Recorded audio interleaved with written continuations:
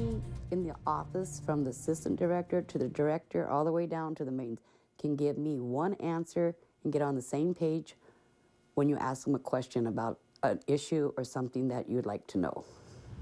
Multiple viewers called our whistleblower hotline claiming laws are being broken at a West Fargo high-rise managed by the Cass County Housing Authority, and some residents have some serious accusations against managers there.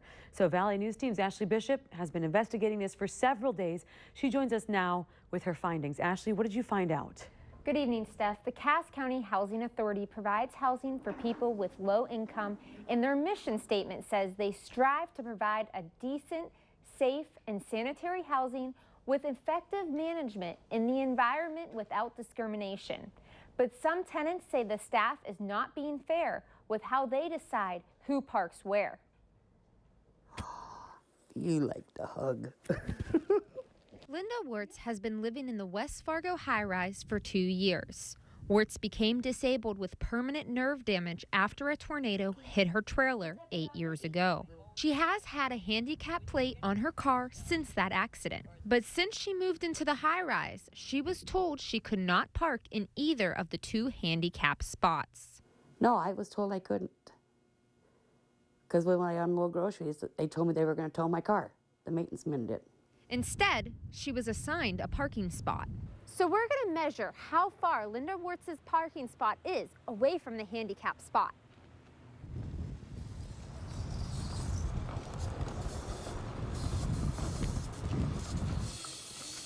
Linda's parking spot is over 150 feet away. That was supposed to be left open for the ambulance and people that were coming and going, like visitors or people that came to pick up other people so they could load them and unload the people. And I respected that. Until recently? Yes, until I saw the 2 permanent residents that live here parking there full time. With the 2 handicap spots taken up, we asked why couldn't she park closer to the door. I don't think they're being fair to all the disabled people that drive. Wirtz has tried to get her spot moved closer, but has been told parking is assigned based on how long tenants have lived there. She also wants to know why 2 new residents get to park in the handicap parking, but she has been told she can't. Wirtz said she even confronted the director of the authority. Taking the notes, my concerns, and writing them down. And then he says, well, I don't do with the parking lot, so I don't know who does. While we were checking out the lot, we noticed one of the cars parked in the handicap spot didn't even have a handicap plate or tag. We wanted to know what was going on and who was in charge of making these decisions.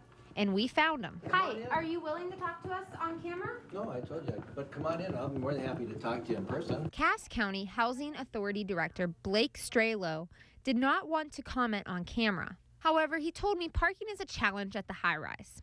They don't have any rules except tenants are assigned a spot and put on a waiting list to move closer to the building, even if they have handicap plates. He went on to say that parking permanently in the handicap spots is not allowed because tenants are assigned a spot. When we asked him why a car was allowed to park in the handicap spot without displaying disabled tags for days on end, he claimed he did not know about it. But here's where the story takes an interesting turn. Part of the reason Linda hasn't been able to get a spot closer to the door is because the prime spots are taken by Cass County employees. And that's another thing I don't understand, why the employees get to park all up by the door where the residents live, and every one of them have easy access to the electricity for the winter months. You heard right. The director and employees of the Cass County Housing Authority get all of the spots close to the door. We again asked the director why this practice exists, especially when there are those in greater need. Stralow said that he and the assistant director and maintenance man park close to the door so they can move in a fire emergency and give firefighters access to the standpipe on the building. Well, we asked the West Fargo fire chief if that was a legitimate safety concern, and his response, no, they can work around it.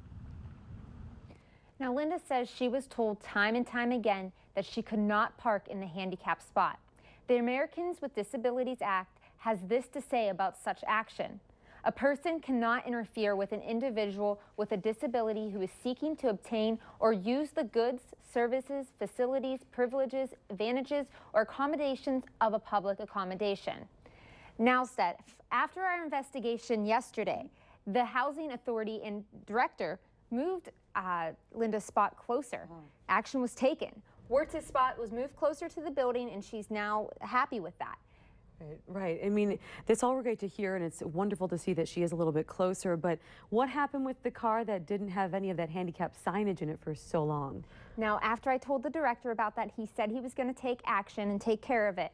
When I went back today, the car without the handicap tags or plate had a paper on the dashboard from the Veterans Affairs healthcare system stating that they were disabled. Wow. Very interesting. A lot of questions, but you did a lot of answering.